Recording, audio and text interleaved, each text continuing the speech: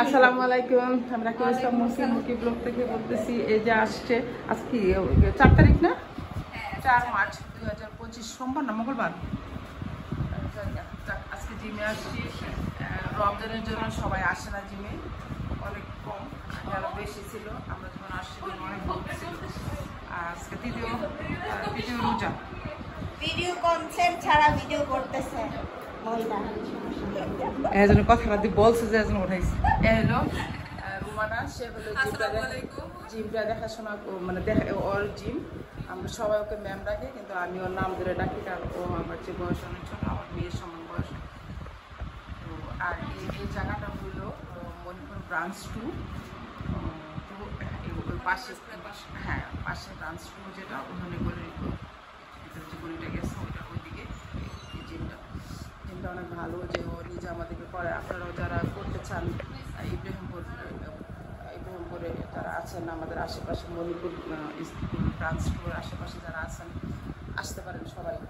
যে বেশি সময় লাগে না। ইব্রাহিমপুরে শুধুই জুম্বাটা, মানে ইব্রাহিমপুরে ফার্স্ট আমি চালু করছি। পুরো ইব্রাহিমপুরে অরিজিনাল যে আমেরিকান সঙের উপরে যে জুম্বাটা, এই জুম্বাটা কোথাও নাই, ইব্রাহিমপুরে আমি ফার্স্ট। আর এখানে ইয়োগা করানো হচ্ছে, অ্যারোবিক্স হয়।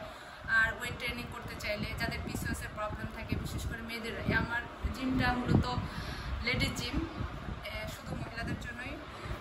তো যারা বন্ধা রোগী, তাদের জন্য যে ওয়ার্কআউটগুলো থাকে, পিসিওএস যাদের প্রবলেম থাকে, এদের জন্য এখানে আলাদা ব্যবস্থা আছে।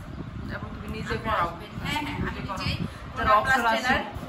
সবসময় হাঁটতে পারে না, ওরা কিন্তু এই জিনিসটা করতে পারে।